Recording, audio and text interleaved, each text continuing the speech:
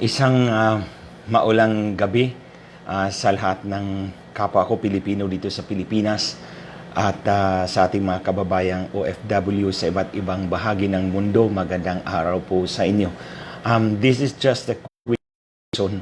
Reaction ko po ito doon sa pagdulog ng grupo ni Agot Isidro sa COMELEC kanina. Sa COMELEC, hiniling po nila sa COMELEC to protect the millions of votes. Hindi naman sinabi kung kaninong boto, but obviously sa kanilang tenor ng sulat nila, it is to protect the millions of votes of Leni Robredo. In other words, ang grupo po ni Agot Isidro ay kampi ni Leni Robredo. So ito po yung reaction ko po dito. Giniit po nila na kung matatandaan po nga pala ninyo mga kababayan, noong lumabas po yung order ng Presidential Electoral Tribunal, binigyan po ang COMELEC ng 20 araw para magkomento doon sa third cause of action ni BBM sa kanyang protesta. Ang third cause of action po ito yung sa Basilan, Maguindanao at Lanao del Sur. So ang sabi po ng grupo ni Agot Isidro and company, they underscore the enforcement of election rules. So, pinapatupad nila ang hiniling nila sa COMELEC na ipatupad ang mga patakaran ng eleksyon. Lalong-lalo na yung COMELEC 720 at ang Rule 65 ng Presidential Electoral Tribunal. Ano po ang ibig sabihin ng COMELEC Resolution 9720 at Rule 65 ng PET? Ang sinasabi po dito, in short, i-dismiss ang protesta kapag walang substantial recovery sa pilot precinct. So ito ang palaging paulit-ulit na sinabi ni Leni Robredo. Walang substantial recovery si BBM sa kanyang pilot precincts. Ayon pa nga sa kampo ni Leni Robredo, nadagdagan daw siya ng 15,000 boto, 15,000 votes. Pero matatandaan din po ninyo mga kababayan, walang ruling ang Korte Suprema, walang ruling ang Presidential Electoral Tribunal na ganun. Hindi sinabi ng Presidential Electoral Tribunal na walang substantial recovery si BBM.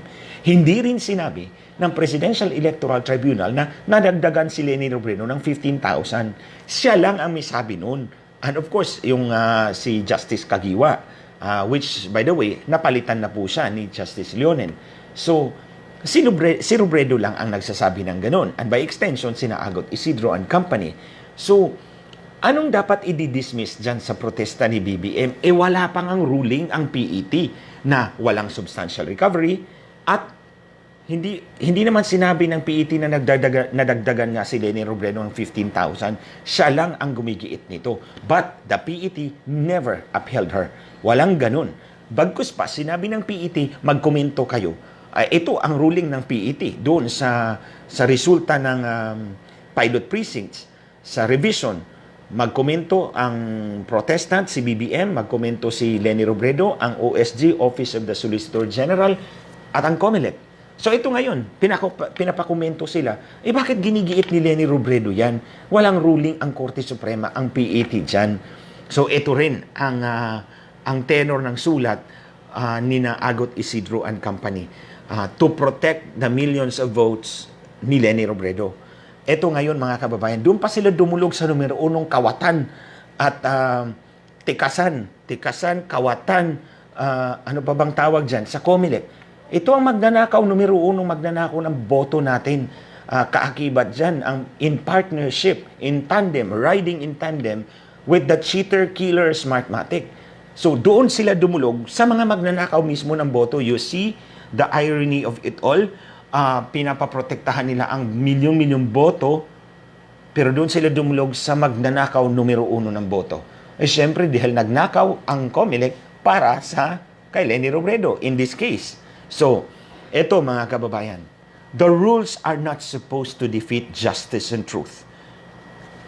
Rules man ng COMELEC yan, COMELEC Resolution 9720, rules man ng PET, Rule 65, they are not intended to defeat justice and truth. In fact, rules were laid down for the purpose of ensuring justice and truth. So, eto ngayon.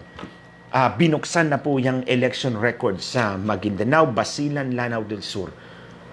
doon sa pilot precincts ng protesta ni Abdul Sakurtan versus Mujib Hataman. Nabuksan na po ang pilot precincts doon. Ang nagbukas po doon, COMELEC at ang National Bureau of Investigation. Kinumpara po ang Election Day Certified Election Day Computerized Voters List at ang Voter Registration Record kung nagtugma ba ang pirma ng mga botante. 80%, 80% sa mga pilot precincts na ito hindi tumugma ang pirma ng botante nung siya'y nagrehistro sa Voter Registration Record at nung kumuha ang botante ng kanyang balota ng araw ng eleksyon, pumirma din po siya doon sa EDCVL or Election Day Computerized Voters List. Kinumpara po yung dalawang signature na yun ng mga botante, hindi po tumugma ang 80%. Under jurisprudence, kapag ganito ang nangyayari, more than 50% of the votes cast are spurious, all the results will have to be invalidated, nullified. Dapat ibasura ang lahat ng resulta. Diyan natatakot si Leni Robredo, mga kababayan. Alam niya na pag binuksan ang lahat ng mga voter registration records at EDCVL at kinumpara, lalagpas sa 50% ang mga spurious na mga botante, ang mga peking botante. So by jurisprudence, the results would have to be nullified. So dapat ibasura ang resulta. Ang problema, malaki ang boto ni Leni Robredo sa mga lugar na ito. At kapag nabasura po ang resulta dito, mawawala po sa kanya mahigit 400,000 na boto. And at the end of the day, pag nabasura po ang mga resultang ito, mananalo po si BBM ng 45,000 votes. Ikaltas na lang natin ang 15,000 na sinasabi ni Leni Robredo, panalo pa rin si BBM ng 30,000 votes. Kaya nga po mga kababayan, takot si Leni Robredo dito. Ito ang kinatatakutan ni Leni Robredo. Kaya as much as possible, ito ginagamit niya ang grupo ni Agot Isidro at mga artista. I cannot blame them. Hindi nila alam ang mga nangyayaring ito. I cannot blame them, and I would like to trust them. I would like to give them the benefit of the doubt na hindi nila alam yung nitty-gritty, yung mga detalye po nito. So, now, I hope yung grupo po ni Miss Agot Isidro at yung mga artista na pumirma po sa sulat na ito, if you get to see this video, you should take a look at the evidence. Itong sa Maguindanao, Basilan at Lanao del Sur na mahigit 80% po ang mga bumoto ay hindi po totoong botante dahil hindi po nagtugma ang pirma ng EDCVL at voter registration records. So, dyan pa lang po, kung makikita po ninyo ito, if you continue to call for na ibasura yung protesta ni BBM, then you are not doing justice to yourselves and to your country, sa ating pong lahat. Dahil po, ang dayaan ay dayaan talaga, regardless kung sino ang nandaya at sino ang dinaya. Kung may pandaraya, kailangan talaga nating pigilan ito. No matter what happens, kung sino man ang totoong binoto ng tao, we have to respect that. Kung lalabas sa pagbukas ng balota, hindi talaga hindi totoo yung sinabi ng NBI at COMELEC, sige, panalo sila ni Robredo. Pero kung totoo naman ang sinabi ng NBI at COMELEC at nanalo si BBM, then we have to respect that. So, on the issue of justice and truth, hindi dapat nating tingnan kung sino ang mananalo at sino ang matatalo. Ang mahalaga ay mapigilan po natin ang dayaan. So, I would like to ask the group of Agot Isidro and company, ito mga artista na ito, tingnan po ninyo yung resulta doon sa pilot precincts ng protesta ni Abdul Sakurtan at Mujib Hataman. At makikita po ninyo na hindi nga po tugma. And on that score, kung hindi tugma, dapat hikayatin niyo ang COMELEC na buksan ang lahat ng mga presinto sa Maguindanao, Basilan at Lanao del Sur para makita po natin ang totoong extent ng dayaan kung meron man. And kung sino man ang totoong nanalo, igalang po natin ito. Kung nanalo si BBM, so be it, igalang natin.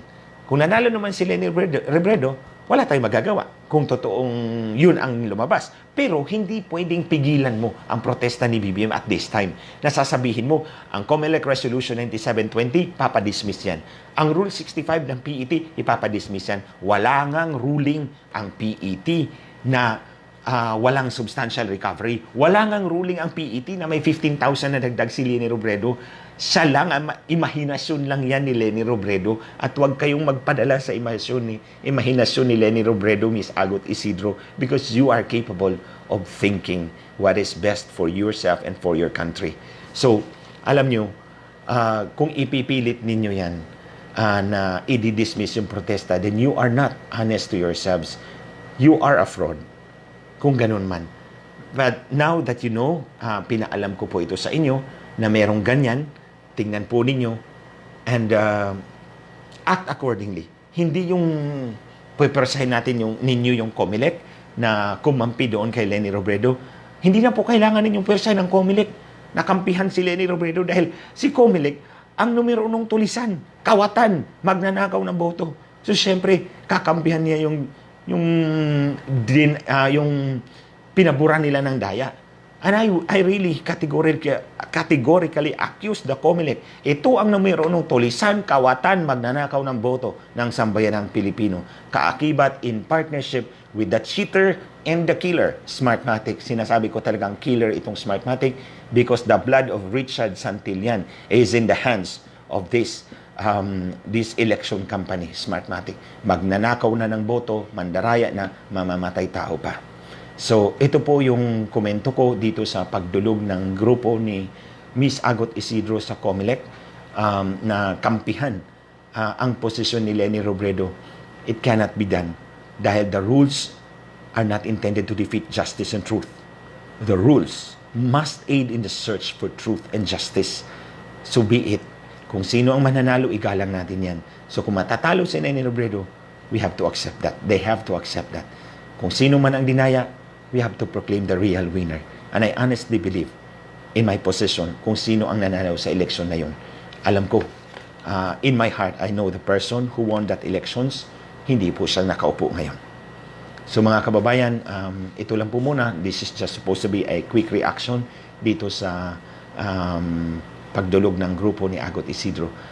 We have to answer them. We have to show our side. At nga pala mga kababayan, idagdag ko na lang po ito. Yung mga ibang kababayan po natin mula sa ibang bansa, sumusulat po ngayon sa Malacanang kay Pangulo tungkol sa issue ng halalan, dayaan at Smartmatic, cheater killer Smartmatic. So nalaman ko na lang po na pinasagot ang COMELEC ng Presidential Complaint Center doon sa mga sulat ng ating mga kababayan. So hinihikayat ko po kayo, mga kababayan kong nagmamahal sa ating bansa, sa ating sambayanan, para po sa ating kinabukasan. It will not take you much. It will not cost you much. You can write Malacanang, you can write the Presidential Complaint Center.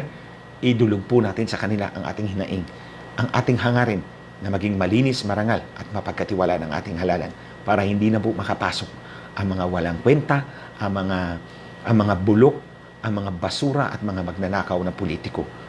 Kapag malinis po ang ating halalan, aasenso ang buong sambayanang Pilipino. Maraming salamat po sa inyong lahat.